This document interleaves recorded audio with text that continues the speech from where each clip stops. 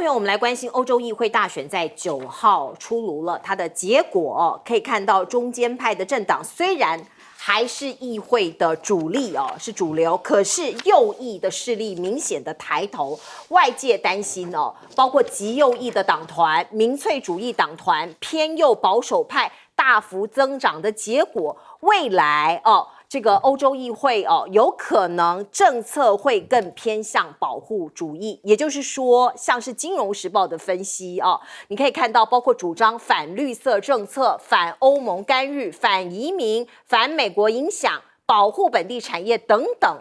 未来5年可能欧洲这个政治的生态或者是方向会往偏向保护主义，或者是关税保护都会变成施政的重心。那一般过去大家知道欧洲关心像是气候变迁啦，这些顺序可能会往后摆，这是未来我们可以看到欧洲政策的走向。而法国总理马克宏他做了一个赌注，我们看到他昨天宣布要宣布解散国会，提前举行国会大选。为什么马克宏会做这样子的一个孤注，一直有人形容是他政治生涯的豪赌呢？因为这一次法国极右派的这个民粹主义政党国民联盟，他的领袖就叫做雷朋，这位女性过去也跟马克宏做过好几次的这个大选的对手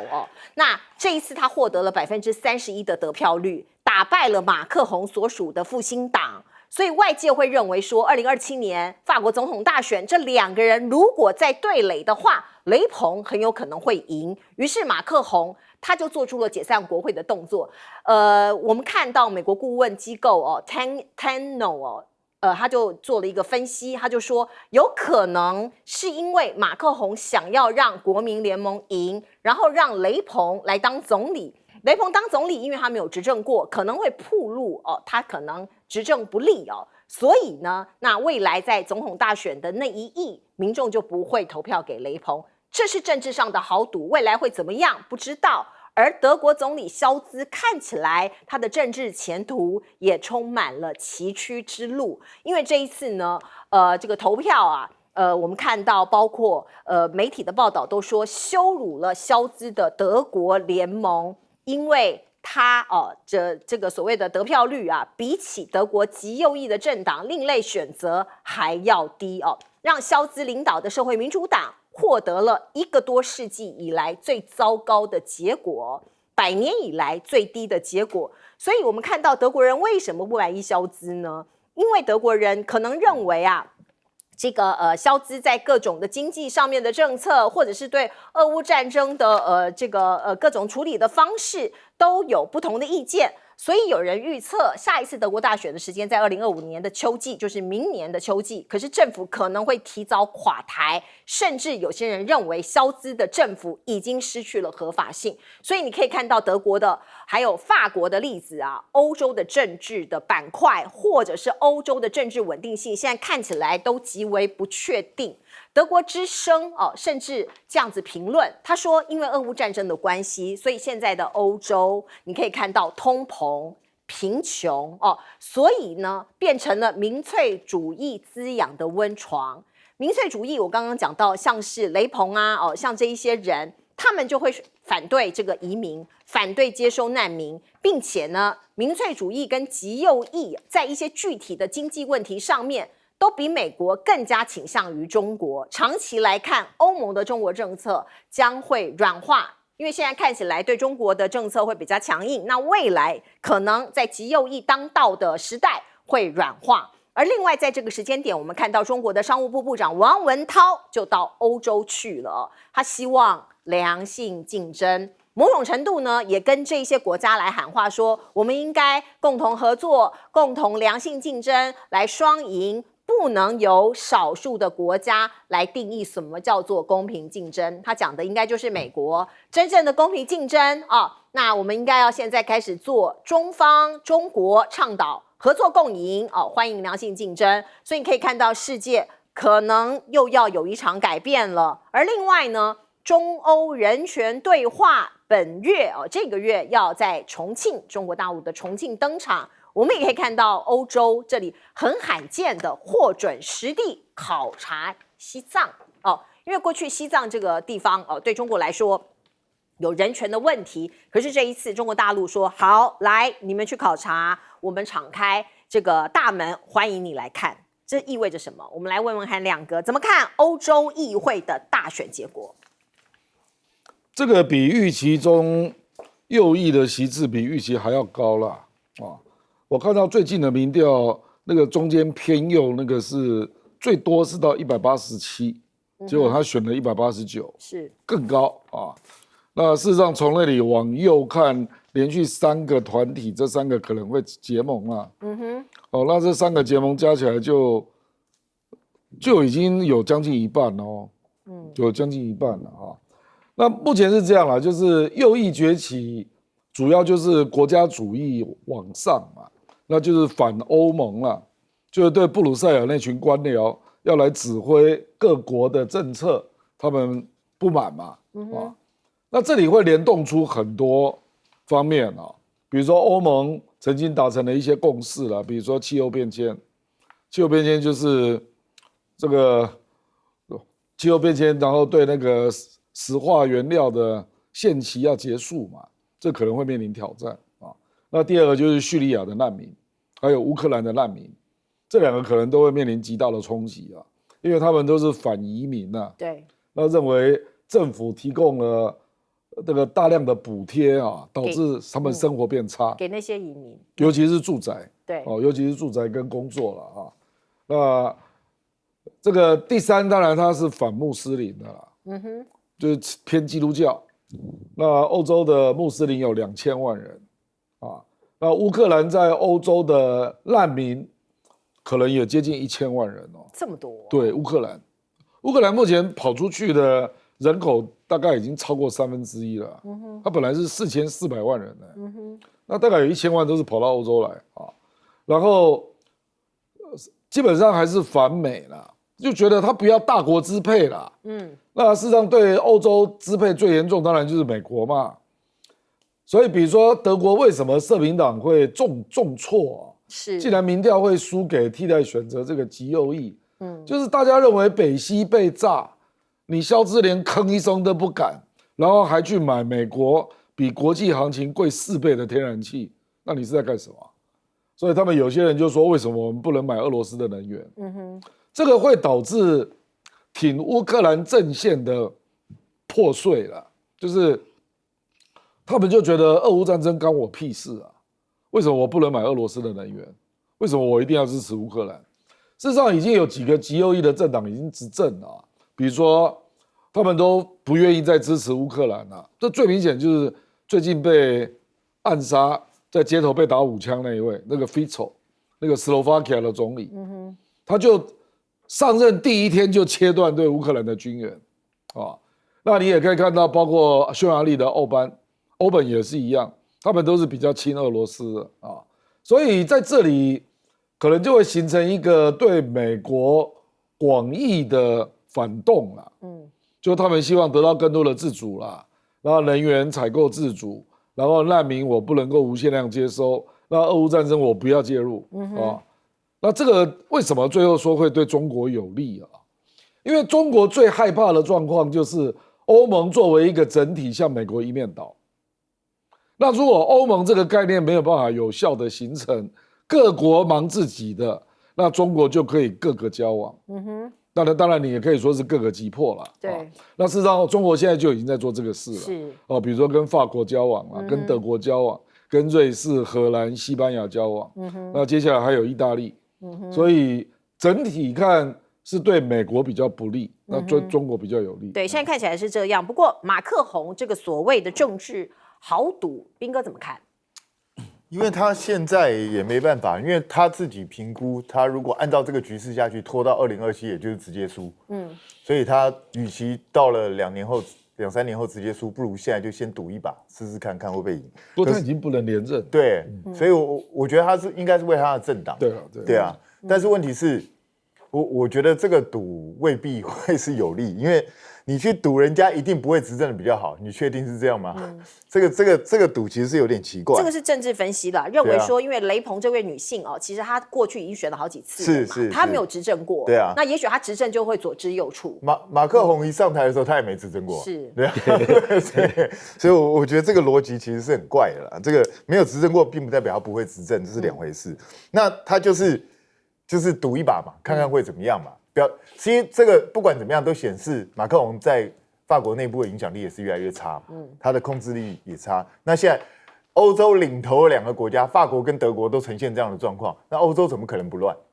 对啊，整个欧盟就是乱糟糟嘛。其实现在对美国来讲最头痛的大概就是欧盟已经不是一个团结一致的一个联盟，而是4分5裂，大家各想各的，每一个国家都在保护。你要知道，他这个保护主义起来之后，不是单纯只是整个欧盟对其他外国、对美国、对中国的保护主义，它可能是包括这些国家彼此之间很多这种保护壁垒也会出现哦，因为他们会觉得说，我干嘛一定要跟着你们一起去对俄乌啊，对这些东西去输血，我干嘛去做这些事情？所以这个会让欧洲未来情势变得更复杂。那当然，欧洲情势变复杂，那拜登的选情就会更不利。对，我觉得这个对拜登来讲又是一个头痛的问题又出现，所以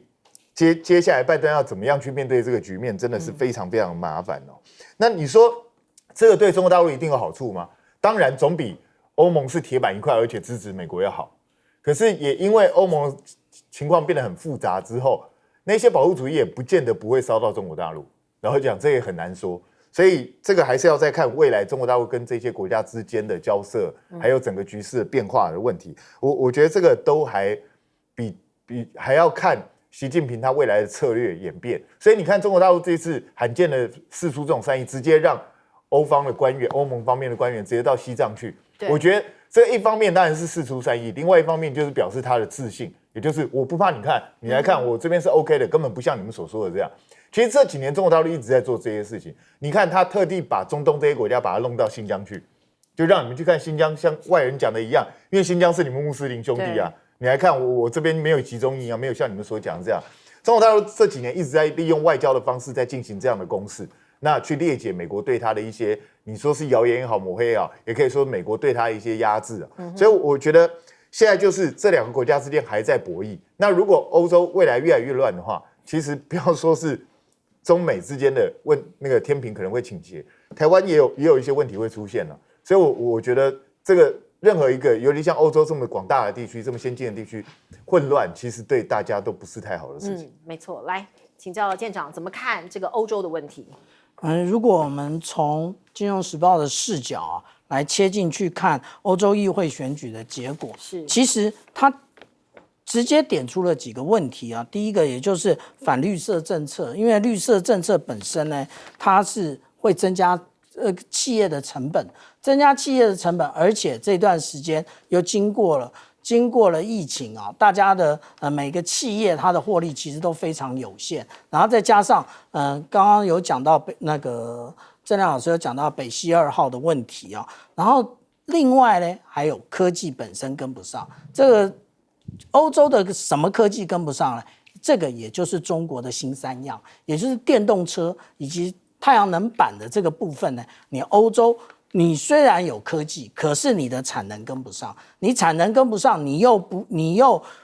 拒绝中国的产品直接大量的输往欧洲，然后赋予各种的关税的壁垒。那实际上来讲，这也就是绿色政策的部分啊。那有关于说反移民的问题，其实对于移民来讲付出了更多，但是事实上我们看到法国他们的移民本身啊是不断的造成法国社会的动荡。那而且他没有办法到虽然这么多年了，他都没有办法融入这各地的这个社会，而且甚至造成了更多的问题。那至于北溪2号的问题啊，其实是让整个欧洲，其实最严重的是德国，就是去工业化，因为他没有办法使用俄罗斯廉价的能源。那它没有办法使用廉价的能源的话，那它的无论是造出来的任何工业产品，它的成本都不断的垫高。那它不断垫高的同时，事实上来讲，也就造成了欧洲的产品失去了竞争力啊。那所以我们来看到的这个结果上的显示呢，也就是德国总理肖兹他所属的社民党啊，为什么是最大的挫败？其实那个也就是德国工业的问题。是。除了欧盟可能有很大的问题要他们自己解决之外，我们看看我们的邻近的日本，岸田文雄可能也有大麻烦了。我们来看看呢，自民党这个是执政党在接连在地方选举中败北，所以呢，党内也出现了一些杂音日本的最大在野党还喊说，你们赶快早一点解散众院必须讲日本最大的在野党立宪民主党的主席他就说了岸田政府他批评执政党对政治改革的努力不足失去了民众的信赖，所以他劝他尽早解散众议院。那现在呢，岸田我们知道他蛮亲美的，他跟美国合作能够救他自己吗？我们先来看看最近日本跟美国举行的国防装备品的磋商会议。那这主要是由美国政府跟日本政府来做一个所谓的防卫产业合作，内容有采购还有维护定期磋商啦，以及商讨促进防卫装备，就是一些包括军备品来共同开发生产。这是方方面面的合作，并且要强化爱国者3号的生产体制合作。您看到日本防卫省装备厅的长官以及美国的副国防部部长，他们都握手了。那可是呢，日本跟美国越靠近，看起来日本最近它国内贫穷的问题就越严重，主要是日本的日元不断的贬。那现在发生什么事情？蛮难以想象的这个日本难道变穷了吗？包括现在疫情之后的解封的观光人潮涌入了日本，可是日本机场居然大缺油飞机没有油，所以在旺季它没有办法加开国际航班，它赚不到观光财，变成让其他的外国的航空公司赚到钱所以这个是很难想象的，因为过去日本是我们定义上的强国嘛，那现在真的变穷了吗？包括学校营养午餐少了牛肉，学校的营养师说很抱歉，我们买不起了这是来自于日本宫城县富谷市。他说这里有一个负责供餐5800名中小学生的食品中心，最近都看不到牛肉是因为日元大贬导致食材的价格不断的涨像是米跟牛奶的价格已经涨了9%，所以呢排挤到买牛肉的预算，所以就只好跟小朋友说抱歉，没有办法做牛肉汉堡给你们吃了。而另外呢，我们看到日本他们要自救所以我们看到一个现象日本上个月的海外证券持有额巨减外界就怀疑说你在大卖美债来筹资，要干预日元，希望让日元不要再贬了，甚至让它稍微升值这个是根据日本财务省的数据，5月份日本持有的外国证券减少了504亿美元，同月日本政府砸了627亿美元入市，并且要拉抬日元的汇价。所以为了救经济它也不得不减持美债。那另外我们看到呢，日本跟中国其实最近也有一些，包括在民间在官方都有一些对峙，会有一些情绪。那发生在中国大陆，我们看到云南大理这个地方出现了一名女子，她头戴了一个这个头巾上头有一个红像是日本的这个国旗的一个图案，然后旁边写着必胜。那就有人过去跟她讲说你是日本人吗？没有想到他跟路人发生了争执。我们来看看画面。那对你说我不你们这样，那你不要打，你说给你朋友，不然到时候你让开呀！有病！因为走开！你先打我人！这个老子只一个！哇，我现在太高了！不是，放心，老子你打不死，你别在那放，先打老子的头，老子没打你头呢。好，你可以看到在民间呢，包括在日本、在中国大陆都有一个互相仇恨这样的氛围出现。刚刚头上戴着一个头巾的这位女士，她说她是日本人，可是我们听她讲话又像是中国大陆的口音哦，所以现在这个状况我们不是很了解，只是因为有民众围观她哦，要她把头巾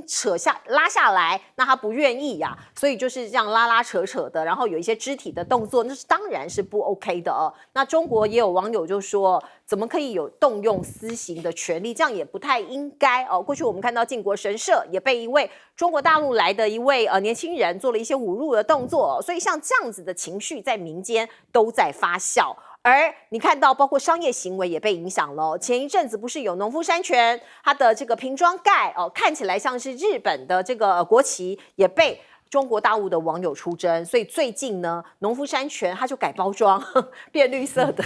就变成我们这个台湾民进党的颜色哦。这个是我们来看这个有很多民族的情绪，有时候呢民间的情绪你要排解一下哦。那另外呢，这个最近呢，日本好像跟韩国游客是不是也处不好呢？包括你看到日本这个神社突然封杀韩国人入内哦，背后原因是什么呢？我们看到这是日本长崎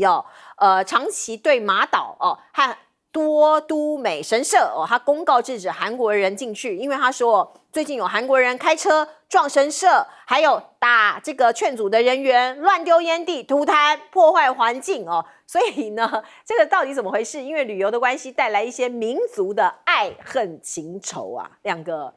你有看到吗？这个不啦，那个韩国跟大陆本来就有很多仇日分子嘛，对，很激动的。对啊，那个也没什么啦，日本也有很多反中的分子就是一些激进人士。这3个地方都这样啦，其实台湾也一样啦。台湾也有。对啊，这个日本的经济真的是出问题了。照理讲，它日币贬值那么多，对不对？那照理讲，出口应该大增啊，因为进口你一定会变少嘛。因为你购买力变弱了，可是日本已经连续3年都是贸易赤字比如说我们用去年做例子去年它的出口增加2.8%，那进口呢却减少了7%，所以贸易还是逆差，高达9兆多日元那这个就是出了问题嘛。这照理讲，你东西变便宜了嘛。那卖出去应该不是比较好卖吗？是啊。这为什么会卖不动？应该比较有竞争力啊。我觉得卖不动的原因可能是因为搞不好有人还比你便宜，那你还是没有办法卖，比如说中国大陆啦，中国大陆有一些根本就是价格破坏嘛，就内卷啊，内卷到最后只有少数几家能够胜出，那它可能就已经规模大到一个程度。那它可能就是它的劳动力的占比很低了，它可能都自动化生产了，它就会变成这个样子，就变成超便宜的，就变成超便宜。事实上，中国大陆很多东西真的是这样了对，所以最近那个太阳能的产品就不得了了，它去年的均价，今年的价格比去年还要跌1半真的所以倒一堆啊，哇哦。其实如果要讲产能过剩，真正的就是太阳能产品其他的我觉得还未必啦。你说太阳能产品包括什么？我就是那个太阳能面板啊，面板那些还有事实上我们用的 LED 灯也是啦，在中国都便宜的要命这个谢龙介跟我讲他说你如果从大陆直接进口进来，那台湾全部倒掉这个大概是这种问题啦，就是那它也没有什么产品是大量要够大量，然后有别于其他国家。它目前排名第1的企业叫丰田汽车那丰田汽车就是降价的获利者，因为它变便宜了，那它车子的品质还有相当的品质嘛。比如说我以前开车的时候，我都是开丰田车那个它就没有像韩国。或者像中国大陆或像台湾，比如说我举例了我们台湾有台积电那日本有这种大的半导体产业吗？大的好像没有，它都是那种小粒机产品对不对那中国大陆手机起来了，你日本手机呢？对不对？那电动车这个算是中国新的产业嘛那韩国有一些，它最近半导体也赚到一些钱，那日本就是没有强有力的半导体的公司啊。那我觉得日本就是给人家感觉啦，就是传统的那些企业，大概除了丰田之外啦，其他好像都拼不过别人那种感觉啦。我讲的是大的公司啦，那当然它整个出口就一直上不来，而且已经连续3年都是赤字，贸易赤字。这个就是讲安倍的第3支箭一直射不出去了，就要造成它的经济结构的转型嘛。可是并没有成功，所以看起来前景也不是很乐观。不乐观，不乐观，不乐观。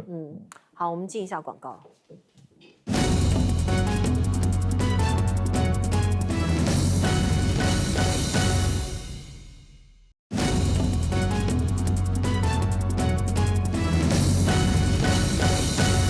好，日本到底怎么回事？变穷了吗？连飞机要加油没得加啊！对啊，这听起来你看日本有穷到这种地步吗？特别是大家都知道最近日本观光很夯，那怎么可能？你有在赚钱，怎么可能会买不到油？是，其实主要原因是因为日本很多炼油厂已经把自己的生产线减少了，因为他们过去这几年，他们预期未来中长期日本对油的那种燃油的需求量会降低，所以他们觉得不需要负担那么多的生产线跟厂房，所以他们就把设备把它处理掉。所以现在变成突然之间一下暴增这些需求，他们就没办法。所以现在对他们来讲非常伤脑筋，就是你维持原来固定航线，他们大概勉强可以维持。可如果要再增班，因为最近日本想去的人实在太多了，你要增班恐怕就没有油了。所以这真的是蛮那个的一个状况。不过我也觉得很奇怪，他没有办法从别的国家调油嘛。是啊，这个好像也是很奇怪的一件事哦。所以我觉得日本现在好像连反应能力都变差。其实我必须讲，像刚刚亮哥提到了，就是日本的产业，它现在过去它优势的产业，现在优势好像慢慢不见了。然后新兴的产业它还没有发展出来，所以就变成日本好像步调越来越慢，从出超国变入超国。可是如果大家了解日本这个国家的话，日本其实是一个很不容易转型的国家。他们非常不容易，他们就是很固执，一定在他们只熟悉的那块产业，他们就一直做。对，所以你要叫他们去一下子去到一个非常全新的产业，对他们来讲是一个极大的挑战。要日本做这样的决定是非常不容易的事情，所以我觉得这是日本转型变慢的一个原因。但是不用慌，因为我们的台积电听说要在那边盖第3间厂。哦，要盖第3间了，这么快？台积电宣布说，未来可能会在日本盖第3间厂，所以现在可能日本就是希望台积电给它注入一个活水，让它起来。但是我必须说，如果只靠这个的话，恐怕还不够，因为这个毕竟只是台积电的几个分厂而已。那日本还是要去发展自己的产业出来。可是你说要在短时间之内能够发展出来吗？而且你在短时间之内要把整个国民的进取心跟对新兴产业的这一种强烈的开发能力做出来吗？我觉得要整个社会做这么大的转型，恐怕是一件非常困难的一件事情。那至于说这个中日之间的彼此仇视，我觉得这个难免人都会有情绪啊。可是你说别人穿了什么衣服，你可以不喜欢，你可以不认同，但是动手打人或是干嘛，我觉得就太超过了。那至于这个农夫山泉，我觉得根本是莫名其妙，变绿色的了。不是，它只是个盖子而已，又不是怎样，盖子连红色的不行吗？那可口可乐嘞？可口可乐不也是红色的盖子？他是说从上面看了，不是看起来像一个日本旗。这个有点太无厘头了，我觉得这个就太超过了，这就变得已经完全不理性，就变成民粹的这样一个方式。那至于说这个神社这个东西，这个是真的，因为听说很多韩国人去那边就是有一些脱序的行为。是哦，我觉得真的不要去搞人家的神社，你如果不喜欢不尊重人家，就不要去破坏人家当地的。所以他是故意的，这个就是一直有韩国人一直去，不知道为什么，所以他已经受不了。真的不要这样做。来，我们进一下广告。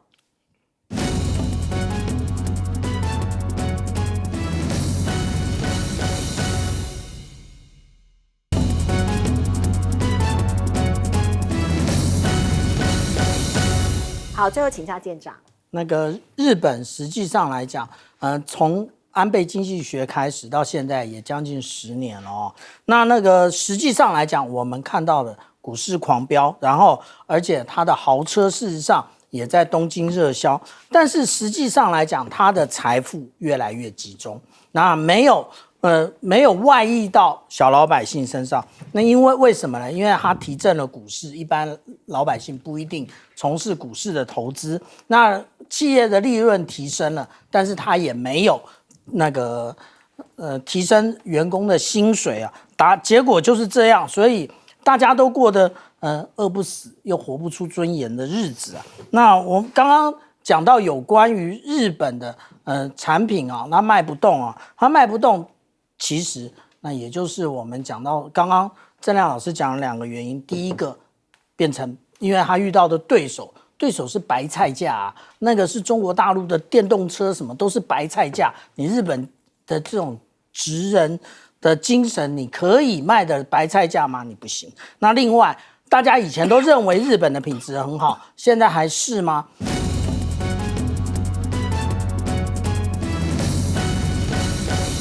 好，欢迎您回到新闻大白话的节目现场，我是前次介绍这1个小时的来宾，首先是郭正亮博士，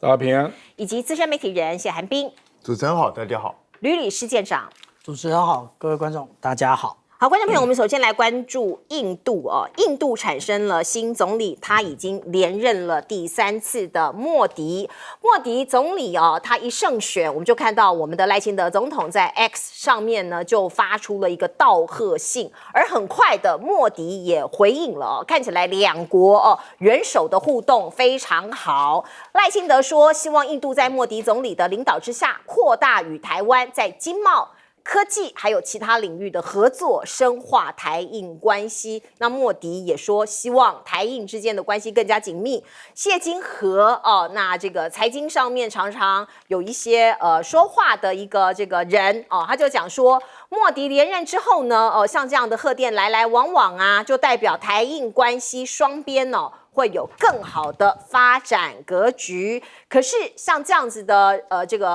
来往的一个外交上面的一个辞令啊，就对中国大陆看起来就很多的意见哦。中国大陆立刻就抨击了，包括外交部的发言人毛宁哦，他就说印度啊应该要抵制台湾的政治图谋，中方已为此向印方提出交涉哦。所以呢，你可以看到呢，中国大陆的反应哦，在印度的政界啊、媒体啊、智库啊，还有学界啊，哦，那当然，你这样讲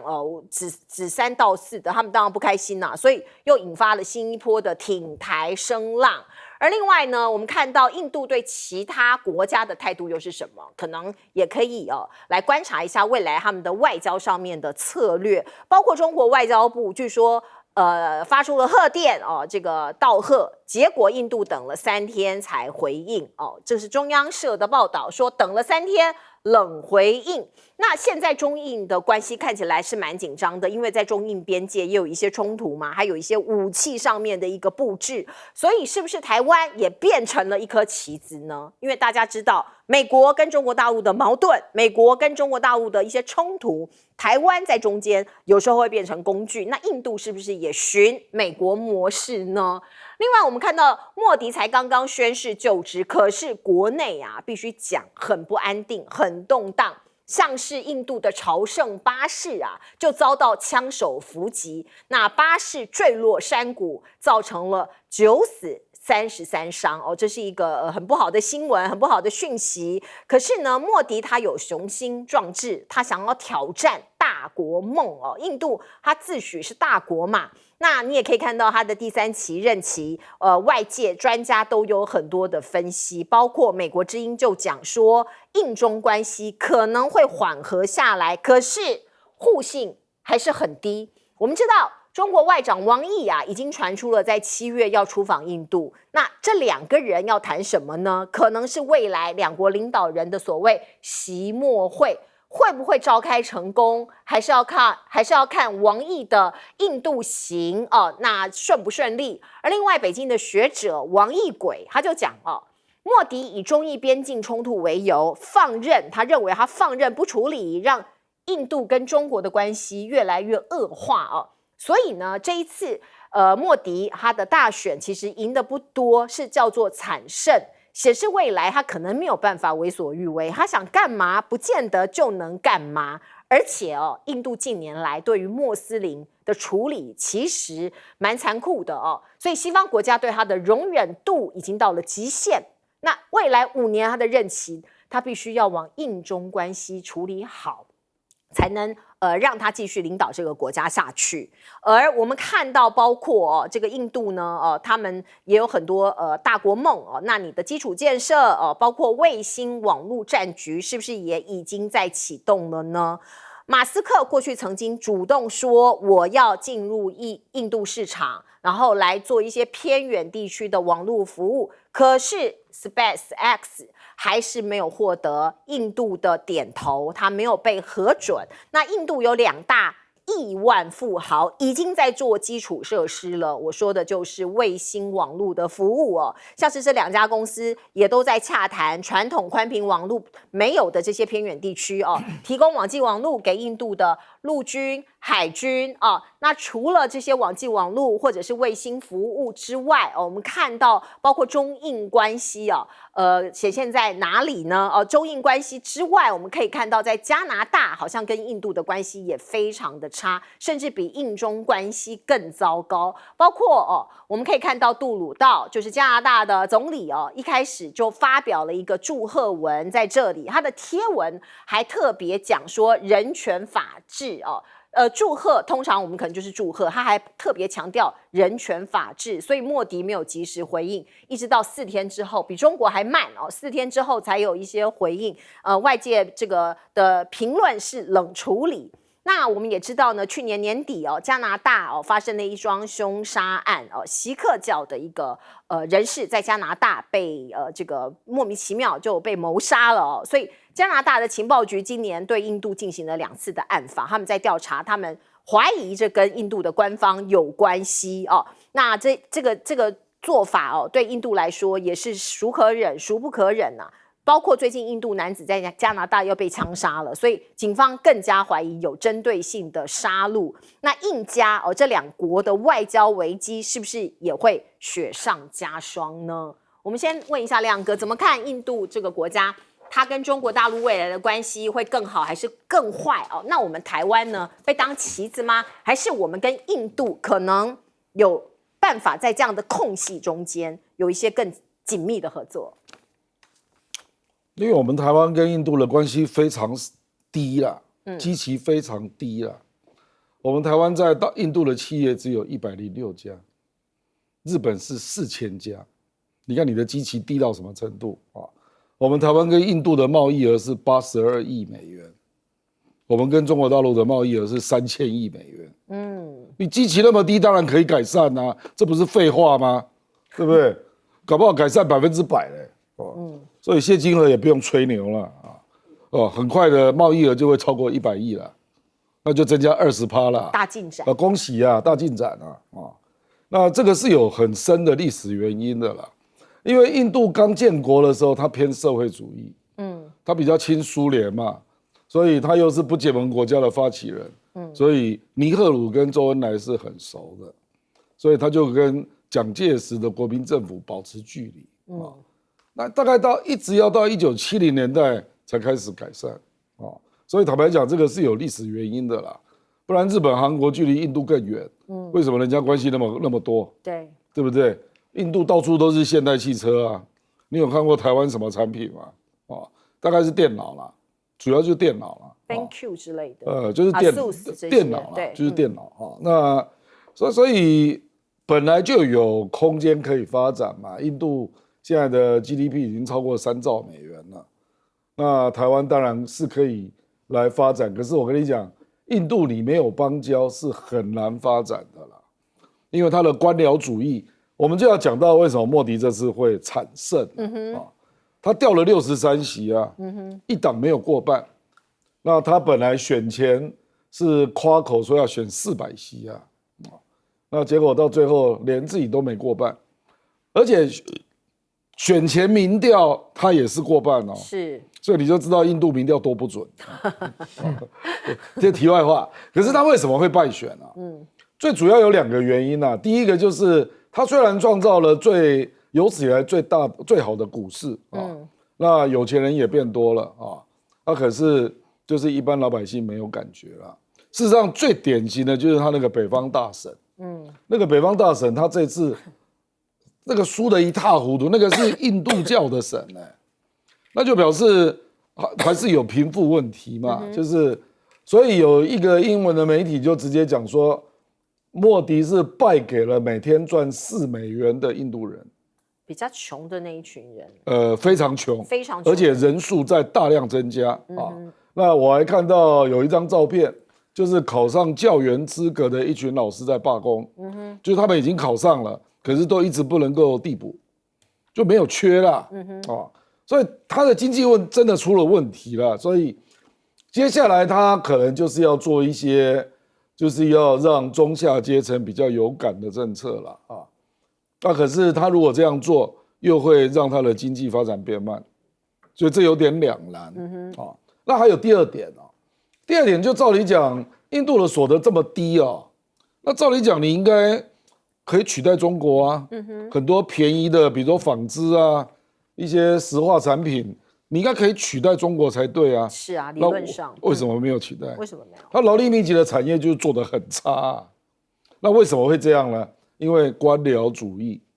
就是很多外商去他那边要投资劳动密集产业啊，那审批的程序都非常的冗长啊，那常常会碰到一些状况啊。那你也知道嘛，这个很多国家的企业在那边都被他刁嘛，就突然来一个行政法啊。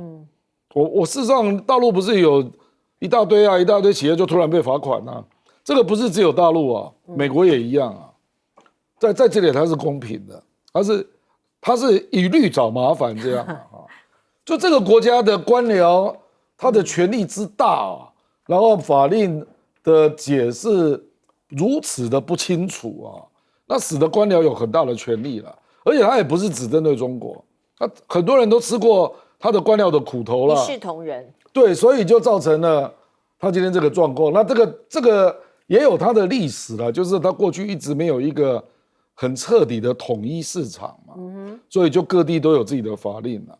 那莫迪虽然很努力啊，莫迪对印度是有成就的啦，就是他要想办法打开贸易壁垒，建构一个统一的市场。可是很不幸，这个还在路上，所以就会常常会有一些地方官啊，给你找麻烦啊，干嘛啦哈？这个其实跟中国大陆早期也完全一样啊，你也不能说中国大陆现在没这个问题，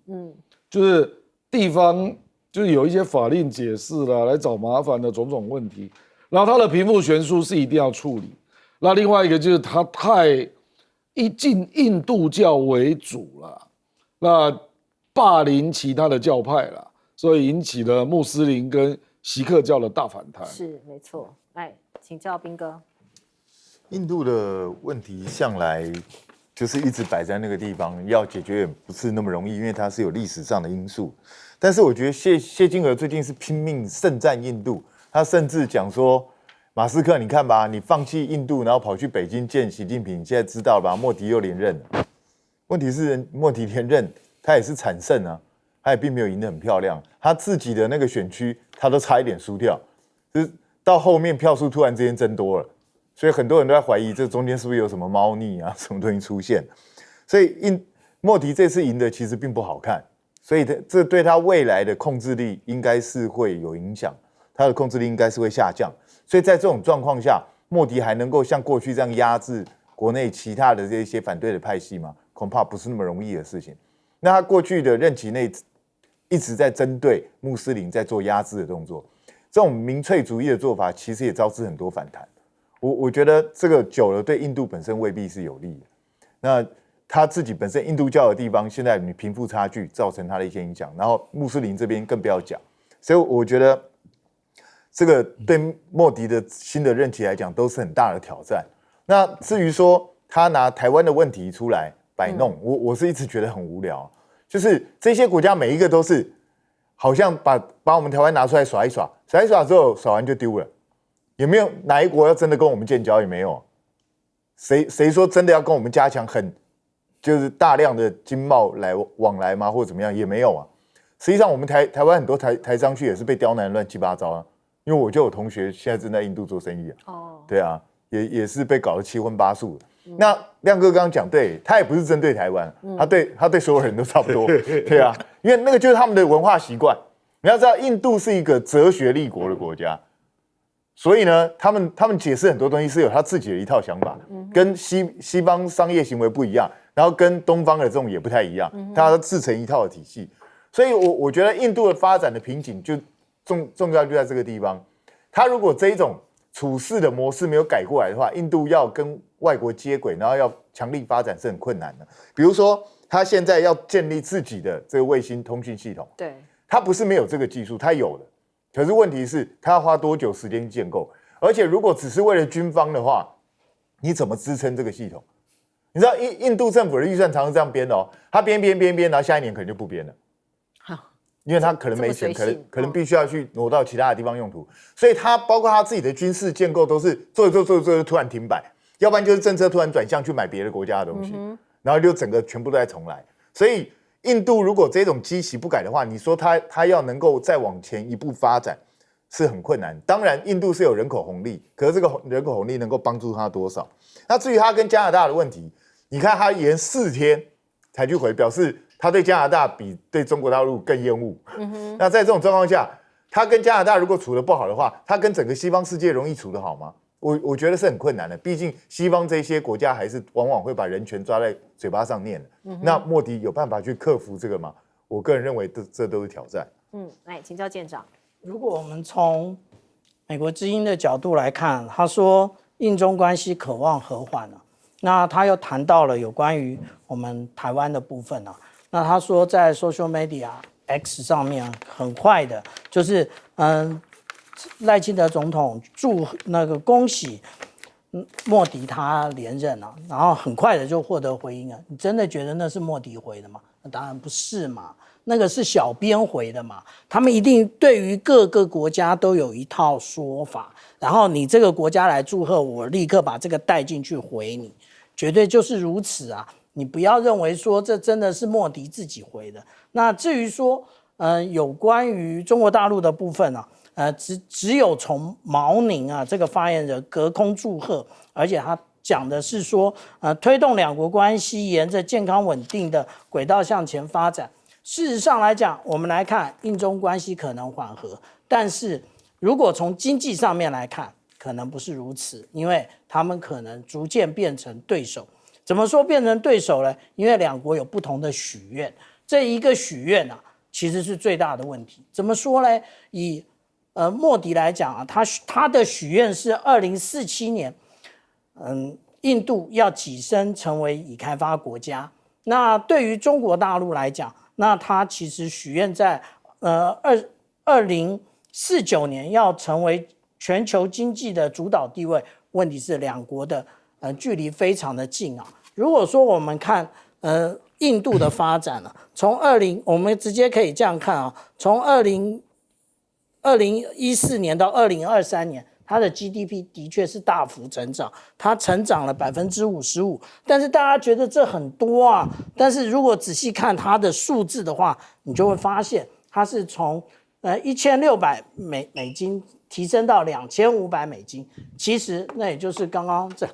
曾亮老师讲的，其实就是4块，每天就是4块美金的问题啊。那这个也就代表说，其实印度的经济其实那个比我们想象的 M 型还要糟糕，它应该是 L 型的。那这个情况其实就会让它的经济虽然发展，可是社会出现问题。